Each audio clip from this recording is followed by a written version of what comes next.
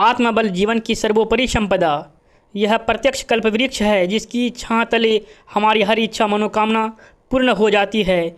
यह सच्चा पारस है जिसकी स्पर्श से लोहे जैसा क्षुद्र अस्तित्व भी सोने जैसा बेशकीमती बन जाता है। जिसके पास आत्मबल आ जाता है उसके पास किसी चीज़ की कमी नहीं रह जाती। ईश्वर कृपा के रूप में साधक को एक ही पुरस्कार मिलता है और वह है आत्मबल। गायत्री महामंत्र में सविता देवता के जिस देवस्वरूप भैरव को वरण करने की याचना की गई है वह ब्रह्मतेज आत्मबल ही है जिसे यह दैवी वरदान मिल गया।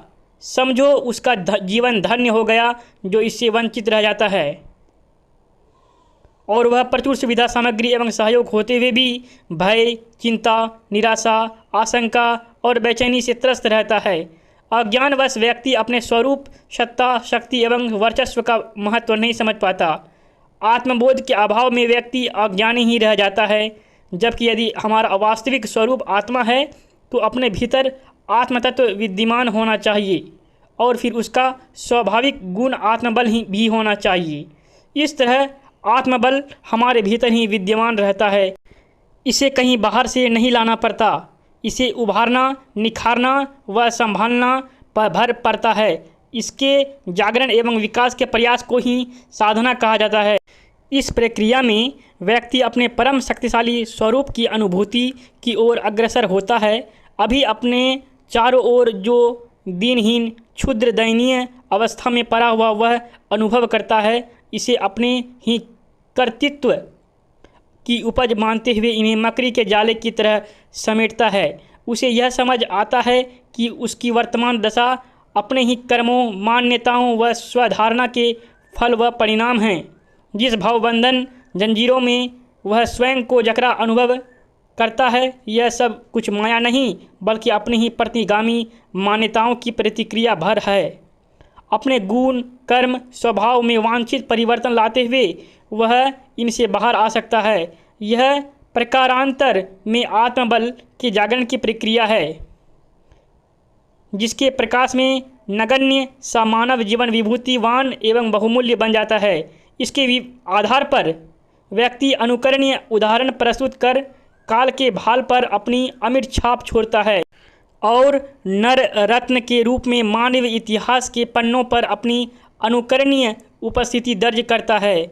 आत्मबल की प्रधानता ही कारण इसके मूल रहती है, जो आत्मचेतना की भूमिका में जागृत होने का शुभ परिणाम रहती है। मैं आत्मा हूँ, यदि यह मान्यता गहन अंतरंग में प्रवेश कर जाए, देह मन से ऊपर उठी हुई ईश्वरीय पवित्रता एवं महानता से युक्त आत्मा को अपने जीवन का आधार बनाया जाए, अपनी गतिविधियों को आत्मा की कर्तव्य और गौरव के अनुरूप बनाया जाए, तो इस भावना की प्रतिध्वनि रोम रोम में गूंज उठेगी और नए सिरे से विचार उठेगा कि जीवन का लक्ष्य, कर्तव्य और गंतव्य क्या है।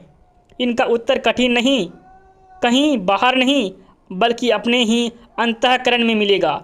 आत्मचेतना की भूमिका में अंतःकरण जाग पड़े तो यह मानतम सौभाग्य कहा जाएगा।